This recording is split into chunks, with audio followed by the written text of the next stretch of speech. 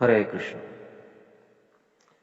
श्रीमद् भागवत में कहा गया है, अकाम सर्व कामो वा मोक्ष काम उदारधि तीव्रेण भक्ति योगेन यजेत पुरुषं परम। जीव के मन में अनेक इच्छाएं होती है। भोगों की इच्छा, मोक्ष की इच्छा, भक्ति की इच्छा। तो भुक्ति, भक्ति और मुक्ति, ये तीनों की इच्छा जीव के मन में हो सकती है। एक बद्ध जीव के मन में अधिकतम भुक्ति की इच्छा होती है। भुक्ति यानी भूख। श्रीमद् भागवत कहता है कि अकाम, किसके मन में कोई इच्छा ना हो वो अकाम है। या सर्व काम, उसके मन में सभी प्रकार की इच्छाएं हो, भुक्ति की इच्छा हो। भुक्ति की इच्छाएं नानाविध हो सकती है। धन चाहिए, घर चाहिए और गाड़ी बंगला चाहिए, बच्चों की पढ़ाई, संतान सुख, स्त्री सुख, प्रतिष्ठा, समाज, अनेक इच्छाएं हो सकती है। और प्रतिक्षण हजारों इच्छाएं मन में जागृत होती है। तो नाना प्रकार की इच्छा व्यक्ति करते रहता है। चैतन्य चरितामृत कहता है कि कृष्ण से बहिर्मुख होकर जीव जब भोगों की इच्छा करता है तो निकटस्थ माया तारे झपाटिया धरे। तो माया और कृष्ण के बीच जीव है। अब अगर कृष्ण की तरफ उन्मुख है और फिर इच्छा करता है कृष्ण से भक्ति करते हुए, कृष्ण की भक्ति करते हुए अगर इच्छा करता है तो क्या होता है, ये इस श्लोक में कहा गया, अकाम सर्व कामो वा। इसका परिणाम हम सुनेंगे। परंतु कृष्ण से विमुख होकर जब वो इच्छा करता है तो उसके ऊपर माया का बड़ा प्रभाव होता है। कि माया भी निकटस्थ है, कृष्ण भी निकटस्थ है और माया और कृष्ण के बीच में जीव है। कृष्ण की तरफ देखकर, कृष्ण के प्रति अनुकूल भाव मन में रखकर, भक्ति की इच्छा रखकर अगर वो कुछ कार्य करता है या फिर भक्ति करते हुए कुछ इच्छा करता है तो उसका अलग परिणाम होता है। परंतु कृष्ण से बहिर्मुख होकर अगर वो कुछ इच्छा करता है तो माया उसके ऊपर पूरा प्रभाव डालती है, पूरी तरह माया के प्रभाव में आ जाता है। अब भागवत कहता है कि आपके मन में इच्छा हो ही, क्योंकि बद्ध जीव है, हम सब इस भौतिक जगत में है तो हम बद्ध है ही, इसमें कोई शक नहीं है। ये व्यक्ति ने पहला स्वीकार करना चाहिए कि मैं बद्ध हूं, मेरे मन में भौतिक इच्छाएं है।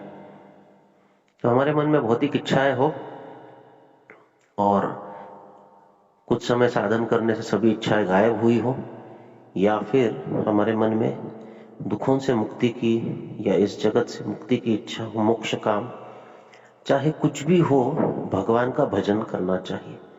इच्छाओं की पूर्ति के लिए ही क्यों ना हो, लेकिन तीव्रेण भक्ति योगेन यजेत पुरुषं परम। यजेत पुरुषं परम का अर्थ है परम पुरुष का पूजन करना चाहिए या भक्ति करना चाहिए। और कैसे?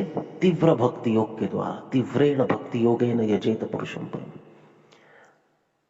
अब जब ऐसा होता है तो मन में इच्छाओं की दो स्थितियां है, एक कृष्ण से बहिर्मुख होके और कृष्ण से अंतर्मुख होके या उनसे सन्मुख होके। तो जब बहिर्मुख होकर होता है तो माया प्रभाव करती है और व्यक्ति माया के चंगुल में फंस जाता है। लेकिन उन्मुख होकर अगर वो इच्छा करता भी है, भक्ति करते हुए इच्छा करता भी है, तो भक्ति के फलस्वरूप, उसके साधन के फलस्वरूप, नाम संकीर्तन के फलस्वरूप एक तो उसकी सारी इच्छाएं पूर्ण हो जाती है या फिर उसकी भोग करने की जो इच्छा है वही कृष्ण मिटा देते हैं। ये भक्ति का सबसे बड़ा लाभ है। भगवान हमारी इच्छाओं को पूर्ण करते भी है तो पहले भोगों को भोगने की इच्छा नष्ट करके फिर भोग प्रदान करते हैं। और इसलिए यजेत पुरुषं परम, यजेत पुरुषं परम बहुत आवश्यक है। हम परम पुरुष की भक्ति करते हैं तो अपने आप मन की जो सभी इच्छाएं है वो पूर्ण होती है, लेकिन फिर हम वो भोगने की इच्छा हमसे नष्ट हो जाती है। भगवान अपने दास को, अपने भक्त को कभी भी निकृष्ट भोग भोगने की इच्छा से प्रेरित नहीं करते हैं।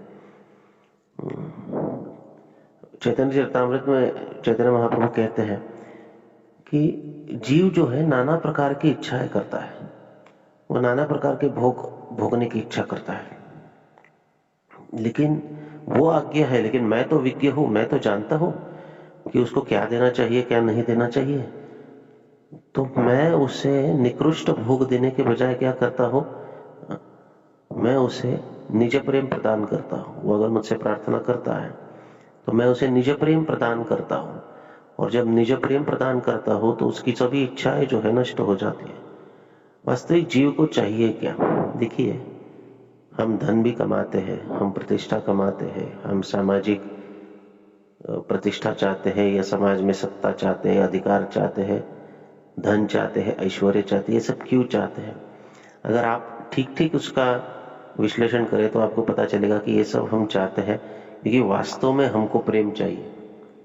इस जगत में कोई किसी से प्रेम नहीं करता है, हमसे भी कोई प्रेम नहीं करता है।